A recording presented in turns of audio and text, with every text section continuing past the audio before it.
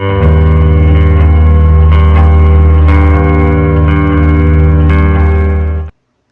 hapon po or magagabi na rin sa bawat isa. Latest weather update tayo ngayong araw po ng Huwebes, December 21, 2023. Pero bago tayo magpatuloy mga kaibigan, pa-like and subscribe naman po yung pahit ng notification bell para mamaya ma-update ko kayo sa lagay po ng ating panahon.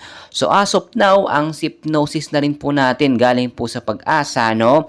Northeast monsoon po ang siya nakakaapekto sa ilang bahagi nga po ng Northern Luzon. Easterlies naman po ang nakakaapekto sa ilang bahagi ng eastern section po ng Southern Luzon, Visayas at Mindanao po yan. So inuulit ko lamang po, no, wala po tayong hypnosis ngayon ng bagyo or tropical storm sa loob ng Philippine Area of Responsibility.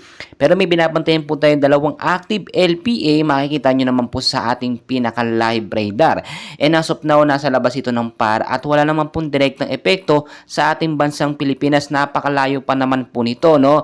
At kahit yung extension po ng LPA na ito, hindi po makaabot sa loob ng Philippine Area of Responsibility. Mga localized thunderstorm po ang ating binabantayan ngayon na minsan nga po ay mas higit pa sa mga bagyo o mga super typhoon, which is nakakapagdulot po ng malakas na pag-uulan sa ilang bahagi po ng ating bansa, Luzon, Visayas at Mindanao. So tuloy-tuloy po tayo mga kaibigan, no? Sa area po ng Cagayan, Isabela, Aurora at Quezon, ang weather po dyan ngayong hapon ay maulap, no? Na may konting pag-uulan. Asahan po ngayong hapon at posibleng lumakas yan pagdating nga po ng sa gabi.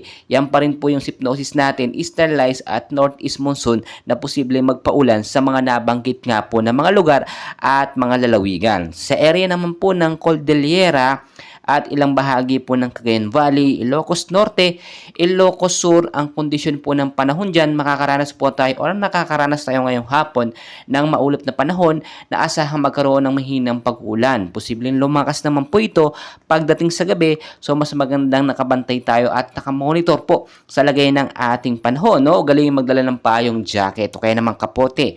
Kung kayo po ilalabas ng mga kabahay natin, no? Or mga pauwi po galing trabaho or yung mga party, kagagaling lamang sa Christmas party.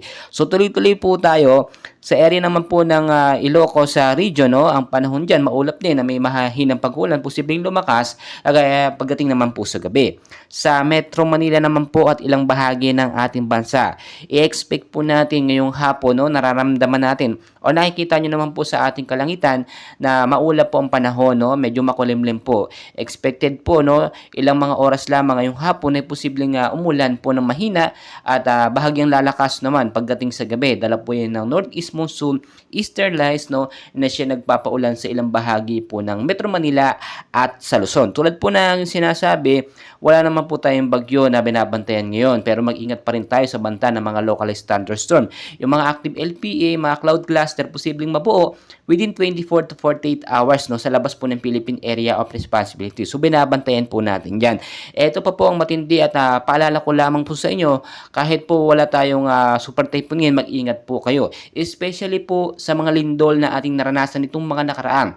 Ito po lindol sinasabi ko sa inyo ay hindi po natin nape-predict, biglaan po ito. So mas maganda anumang oras handa po tayo, especially yung matataas na lugar po dyan sa may Metro Manila, Luzon, Visayas at Mindanao, no? Pagka meron po tayong alert ng lindol, gawin po natin yung mga safety protocol na itinuturo po sa mga seminar sa mga LGU para naman po aware tayo at alam natin ang ating gagawin. Iwas po tayo sa sakuna. Prevention is better than cure nga po, no? Yun nga po ang kasabihan. So mag-ingat po tayong palagi at maging handa anumang oras. Bagyo man, super typhoon, mga lindol, yan po ang mga sakuna, mga trahedya na ayaw na po nating maulit. And please guys, no, pakiusap lang po, palike and subscribe naman po. And pahit ng notification bell para mamaya po ay may update ko kayo uli sa lagay ng ating panahon. Maraming salamat po sa inyong lahat.